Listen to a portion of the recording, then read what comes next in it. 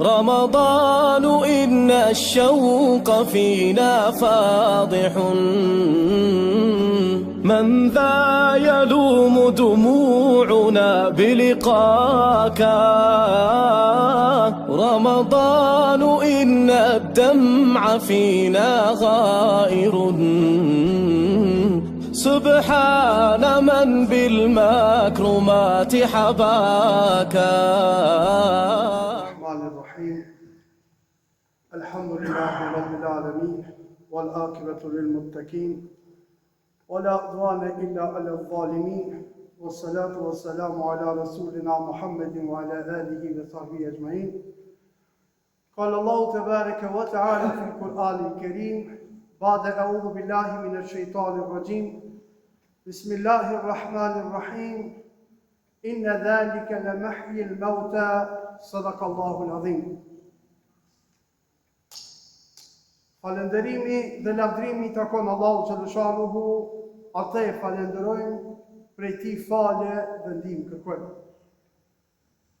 Salate dhe selame i dërgojmë Muhammed Mustafa sallallahu alaihi wasallam, familjes së tij, shokëve të tij dhe gjithë atyre që e pasuan dhe pasojnë rrugën e Muhammed Mustafa sallallahu alaihi wasallam dhe në ditën e Kiametit.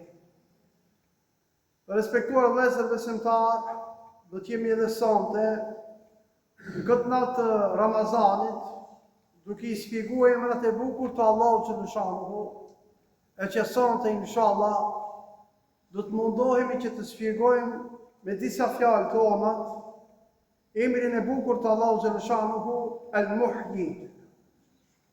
Emri i bukur i Allahut xhaleshanuhu, Al-Muhyi, në gjuhën tonë e ka kuptimin jetëdhënësi, ai i cili i ringjall gjitha krijesat dhe u jep jetë, pasi që ato të jenë bë pluhur.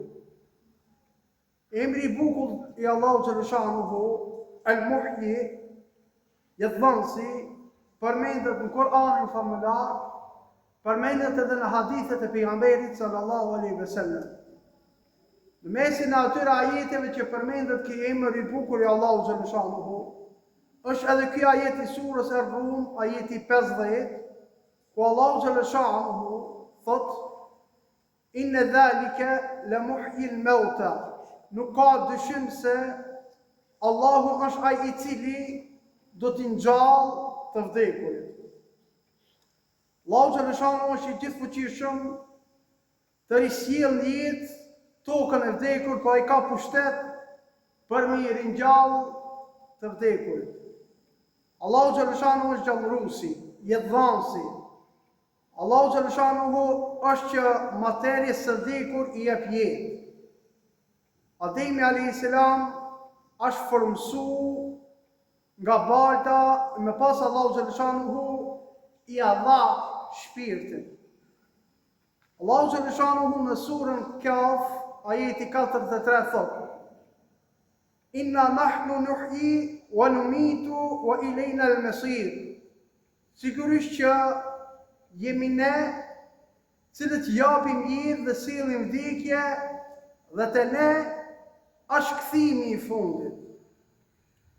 Fjala e Allahu xhaleshanuhu ka efekt mrekullueshëm, të ngjashëm me shiun tokën me thatë që sjell jetën, bukurinë dhe frymëzimin.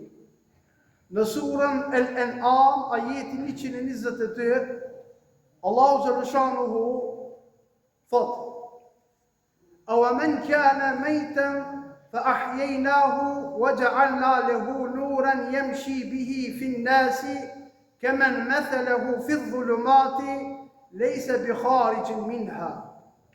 Amuzval është njësoj si ai i cili ishte i vdekur dhe që ne i dham ati jetë, duke i dhanë ati një dritë, me anë të së cilës ai heste mes njerëzve, me atë i cili është në errësirë, nga e cila kur nuk mundet me dalë. Ky është një shembull që Allahu xhaleshanuhu e jep për besimtarin, i cili para se të beson të ishte i vdekur, i haruar në humbje, i gjitur në rrugën e shkatrimit, i gjitur në rrugën e dyshimit, rrugën e pasigurisë. Pastaj Allahu xhaleshanuhu e ngjalli ata duke i dhënë jetë zemrës së tij nëpërmjet imanit që ja dhuroi, e udhëzoi në rrugën e drejtë, ja mundsoi që pasonte pejgambert të Allahu xhaleshanuhu. Allahu xhaleshanuhu ma të i thot i dham dritë me të cilën ecë mes njerëzve, përmes kësaj drite ai udhëzohet për ndërtimin e sjelljes së tij dhe çdo çështje tjetër të jetës. Drita këtu që përmendet sipas ulemave, sipas dietarëve, është Kur'ani ose Islami. Të dyja shpjegimet që i kanë dhënë dietarët janë të sakta. Kurse Allahu xhaleshanuhu në surën Al-Mulk ajeti 2 thot: "Alladhi khalaqa al-mauta wal-hayata liyabluwakum ayyukum ahsanu amala." Allahu xhaleshanuhu është ai i cili ka kriju jetën dhe vdekjen, në këtë rast vdekjen dhe jetën, për t'ju provu se kush prej juve do të punoje, do të veproje më mirë. Allahu xhaleshanuhu e krijoi vdekjen dhe jetën, përcaktoi që krijesat jetojnë dhe një ditë të vdesin. Qëllimi i kësaj tregohet në ajetin vim ku thot Allahu xhaleshanuhu për me i provu se cili prej jush është ma punë mirë, cili prej jush është ma vepër mirë. Do më thonë për me nas provu, me qëllim që dale qartë se cili është vërtet puna e mirë, pra i cili kryet vepra që Allahu xhaleshanuhu i ka cilësu si veprat mira. Që një vepër tjetër mirë, ajo duhet me i plotësu dy kushte. E para, vepra, puna duhet kryhet me sinceritet, vetëm e vetëm për me arritën kënaqësinë Allahu xhaleshanuhu. Kushti i dytë që duhet plotësohet është që vepra të jetë e saktë sipas mësimeve, sipas udhëzimeve që Allahu xhaleshanuhu dhe pejgamberi sallallahu alaihi wasallam na i ka dhënë, sepse çdo ibadet, çdo adhurim që duhet ta kryjmë për ta kënaqur Allahun xhaleshanuhu, është sqaruar plotësisht nga Allahu xhaleshanuhu dhe pejgamberi sallallahu alaihi wasallam. Sipas kësaj, mund të përfundojmë se për me na u pranu vepra e mirë, ne duhet fise bili lata kryjmë atë vepër.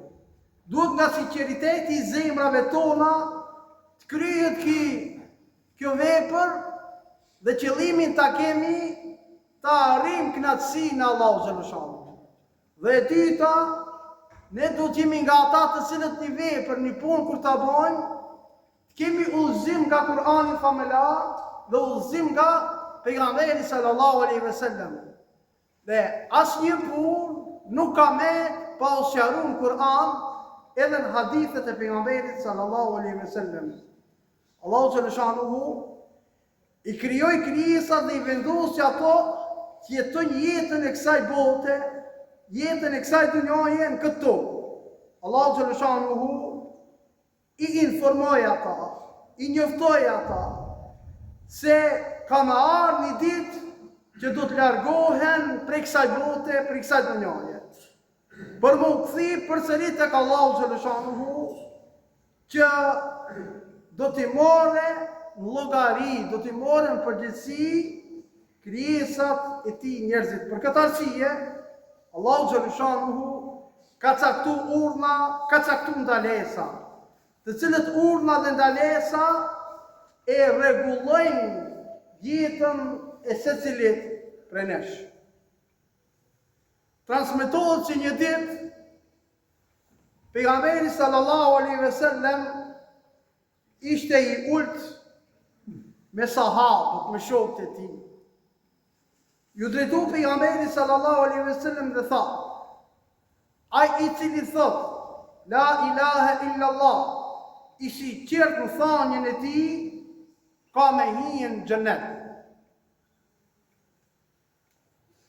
Sahabët, shokët e tij, ju drejtuan pejgamberit sallallahu alaihi wasallam dhe i thanë ja Rasulullah, po çka është sinqeriteti i asaj thanje? Pejgamberi sallallahu alaihi wasallam u përgjigj që të largohet nga ajo që e ka ndalu Allahu dhul xhelal. Për këtë arsye, fjala la ilaha illallah kërkohet që të thuhet me sinqeritet. Kërkohet që të thuhet nga thellësia e zemrës me sinqeritetin e pastër, duke mos i bë shok Allahu xhaleshanuhu. Dhe ibadeti i bëhet vetëm për hir të Allahu xhaleshanuhu, sepse Allahu dhul xhelal i pranon veprat që bëhen me sinqeritetin ndaj tij.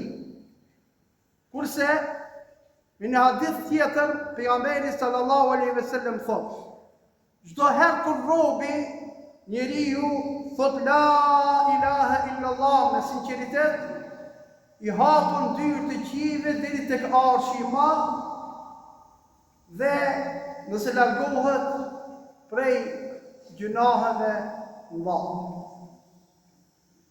Gjithashtu ka ardhur një transmetim se Omer ibn al-Khattabi radiallahu anhu hyri një herë në xhami, derisa ishte udhëheqësi muslimanëve, emirul mu'minin, e shef shokën e tij Muadh ibn Jabelin duke qafë.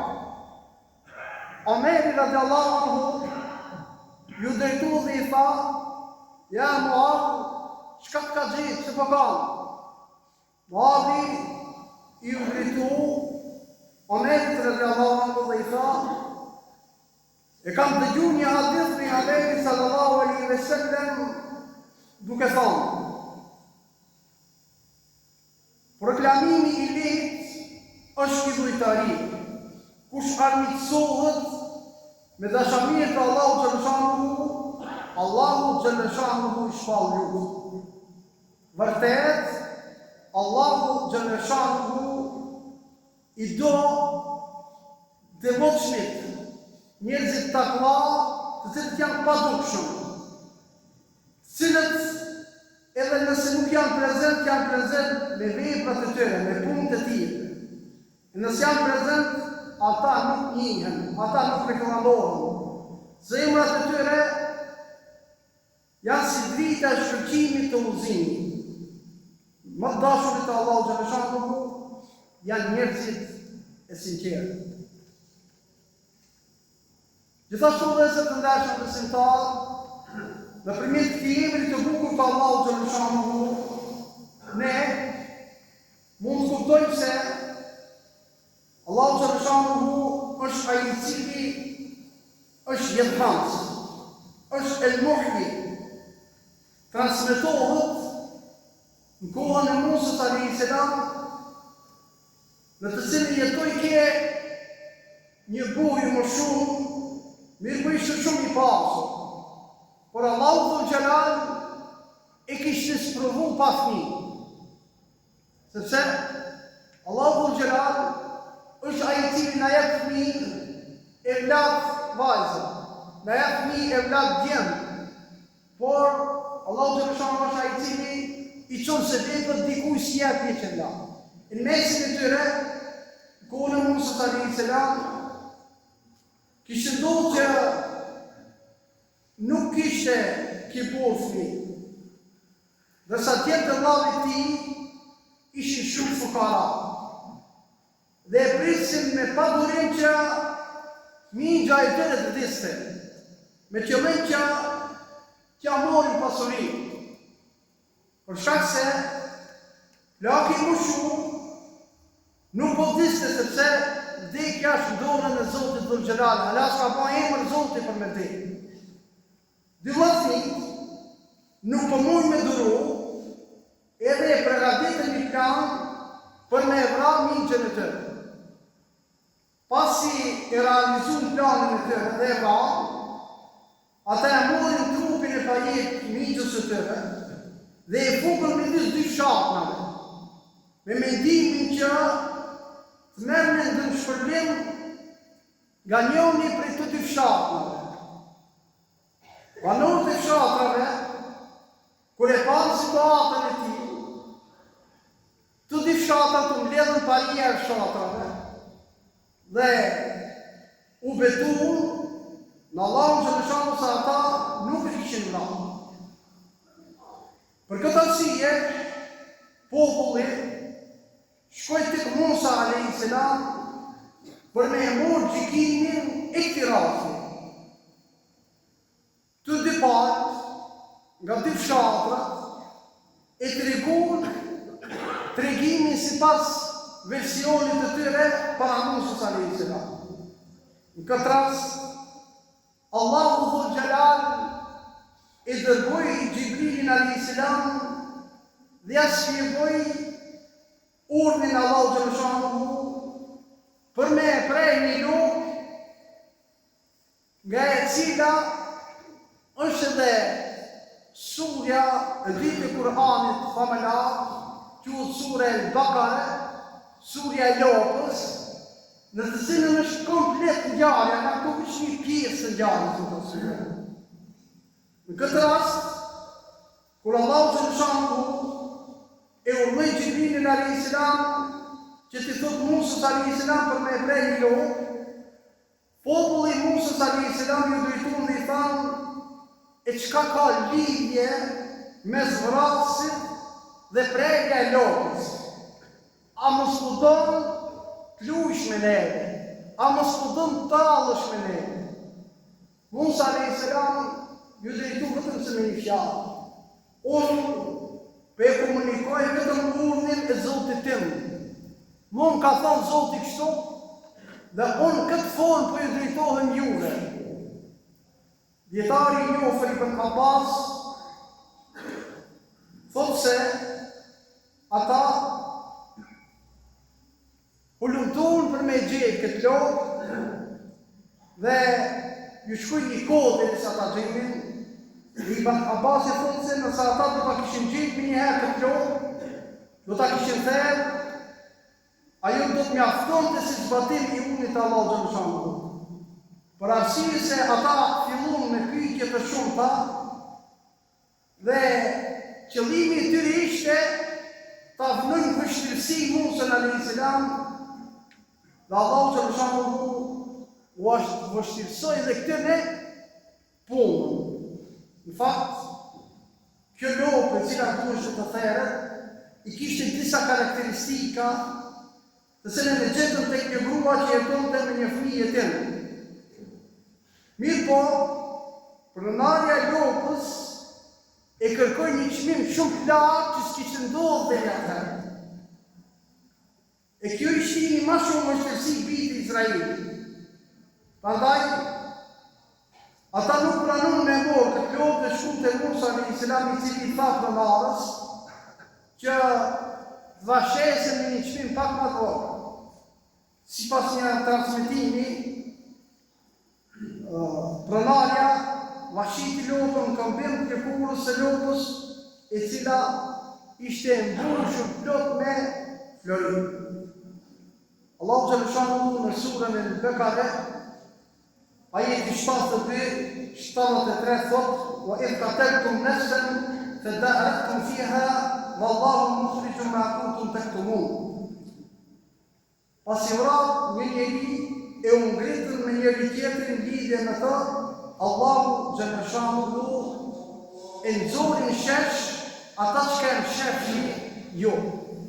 Allahu xhaleshanu thotë: ne u thamë فكنا نضربوه ببعضها كذلك يحيي الله الموتى ويريكم آياته لعلكم تعقلون.